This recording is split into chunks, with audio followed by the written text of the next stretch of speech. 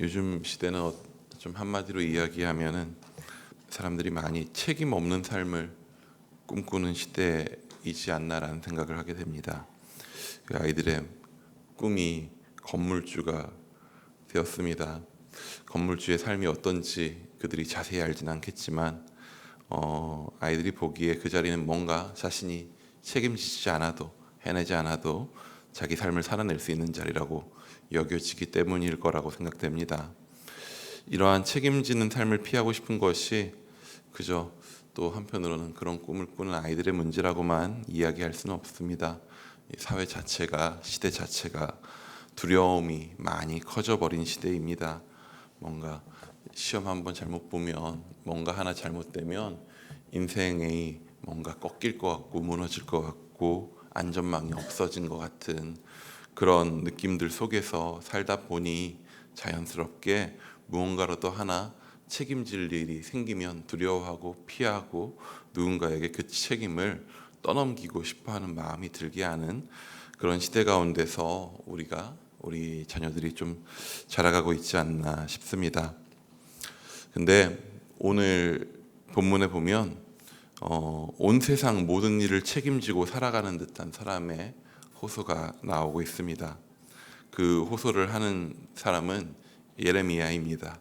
오늘 1절에서 9절까지의 말씀에는 이스라엘을 향한 하나님의 심판의 메시지가 나오고 있습니다. 그 메시지가 얼마나 강렬하고 한편으로는 얼마나 좀 끔찍한지 그것을 보고 읽고 있으면서도 하나님께서 어떻게 자기 백성에게 이렇게까지 하시려고 하실까라는 생각이 들기도 합니다. 그런데 그 심판의 메시지를 듣고 더욱 경악하고 있는 이가 바로 오늘 예레미야입니다. 예레미야에게 이것이 더 경악스러운 일일 수밖에 없는 것은 예레미야는 이 하나님의 심판의 메시지를 그냥 듣고 끝나면 되는 사람이 아니었기 때문입니다. 그는 이 메시지를 자신이 직접 백성 가운데 선포해야 하는 사람입니다. 바로 앞전 14장에는 거짓 선지자들에 대한 예레미야의 한탄이 나옵니다. 거짓 선지자들은 백성들이 듣기 좋은 말만 합니다. 왜 그들은 듣기 좋은 말만 할 수 있습니까? 그래야 뭔가 자신의 선포를 통해서 백성들에게 자기들이 얻어먹을 것이 있기 때문입니다. 그에 반해서 예레미야는 얻어먹는 것이 아니라 도리어 있는 것도 빼앗겨 버릴 법한 그런 안 좋은 듣기 싫을 법한 이야기만 하고 있는 것이죠. 왜 그렇습니까? 예레미야는 어떻게 그런 메시지를 선포하고 어떻게 그렇게 고통당합니까? 그는 진짜 하나님의 마음을 말하고 선포하고 있기 때문입니다. 예레미야는 이러한 상황 가운데서 하나님 앞에 오늘 한탄하고 있습니다. 10절의 본문은 하나님을 어머니의 모습으로 은유하고 있는 많지 않은 구절 중에 하나입니다. 하나님께서 나의 어머니가 되셔서 나를 낳으셨는데 하필 온통 다툴 자들과 싸울 자들만 만나게 하셨다. 나를 그런 자리에 그런 모습으로 살도록 낳으셨다라고 한탄하고 있는 것입니다. 구약에 등장하는 하나님 앞에 참된 선지자들이 바로 이러한 삶을 살았지 않나 싶습니다.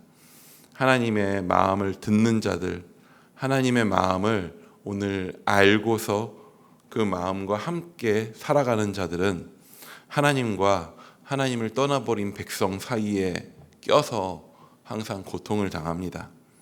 어찌 보면 오늘을 살아가고 있는 그리스도인들은 이러한 선지자들의 사명과 같은 사명을 가지고 살아가고 있지 않나 싶습니다.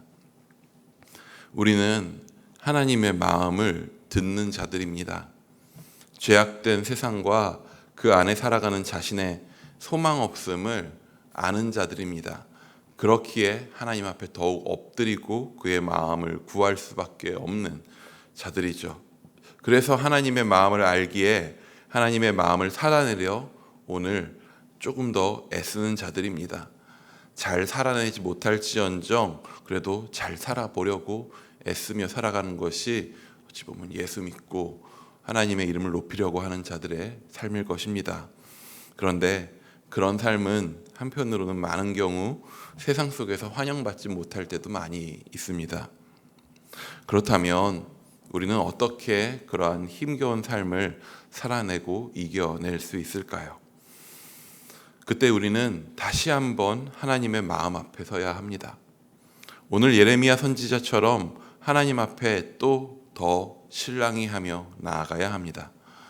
힘들다고 주님, 어렵습니다 주님, 아픕니다 주님, 그렇게 오늘 예레미야처럼 한탄하고 호소하며 주님 앞에 매달려야 합니다. 그럼 그 가운데에서 우리를 향한 하나님의 마음을 더 깊이 또 발견하게 됩니다. 오늘 하나님은 예레미야를 위로하시고 격려하십니다. 우리 20절 말씀도 한번 같이 읽어보겠습니다. 내가 너로 이 백성 앞에 견고한 성벽이 되게 하리니 그들이 너를 칠지라도 이기지 못할 것은 내가 너와 함께하여 너를 구하여 건짐이라 여호와의 말씀이니라. 아멘. 하나님의 마음을 살아내는 선지자는 하나님을 떠난 백성들 가운데서 고통받게 됩니다. 하나님은 그런 것이 없을 것이다 라고 말씀하시지 않습니다. 하나님은 대신 보장하십니다. 너로 이 백성 앞에 견고한 노성벽이 되게 하겠다 말씀하십니다. 그들이 분명 너를 칠 것이다, 너를 고통스럽게 할 것이다 하십니다. 그렇습니다. 곧 공격받을 것입니다. 하지만 그들이 이기지 못할 것입니다. 왜 그렇습니까? 주님이 이렇게 말씀하십니다. 내가 너와 함께하여 너를 구원하여 건짐이라 말씀하십니다. 이것이 바로 선지자가 살아가는 삶이고 우리 그리스도인들이 살아가는 삶입니다. 하나님의 마음을 품기에 세상에서 고난받는 삶, 하지만 하나님의 마음을 품기에 그 모든 고난을 오늘 이기며 살아가는 삶입니다. 우리는 이러한 모습을 우리 주님 예수 그리스도를 통해서 또한 바라보게 됩니다. 예수님은 하나님 본체이시지만 하나님으로부터 떨어져서 십자가에서 죽으십니다. 예수님은 하나님을 떠난 백성들을 향한 하나님의 마음을 알기에 십자가에서 끝까지 견디십니다.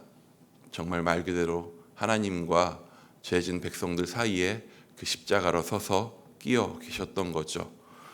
예수님의 그 자리에서의 죽음은 패배처럼 보였고 마치 실패같이 보이기도 했습니다. 하지만 하나님은 예수님을 부활케 하십니다. 죽음에 승리하게 하십니다. 그리고 그 승리를 통해서 오늘 구원받은 우리를 낳으셨습니다. 우리는 그 삶을 오늘 이어서 살아가는 사람들입니다. 오늘 삶의 자리 가운데에서 주의 마음을 더욱 구하며 나아가기 원합니다. 그리고 그 마음 가운데에서 이 땅을 향한 백성들을 향한 아버지 아파하시는 마음에 공감하며 함께 걸어가기 원합니다. 그때에 우리 안에 공격이 있고 어려움이 있고 그 십자가를 짐 같은 고난이 따를 것입니다. 하지만 그 마음이 그 뜻이 있는 곳에 하나님의 그 모든 것을 이기게 하시는 놀라운 위로 또한 우리 가운데 있을 줄을 믿습니다. 그 길 가운데 함께 걸어가며 기쁨으로 주와 동행하는 주의 백성들 되시기를 축원합니다.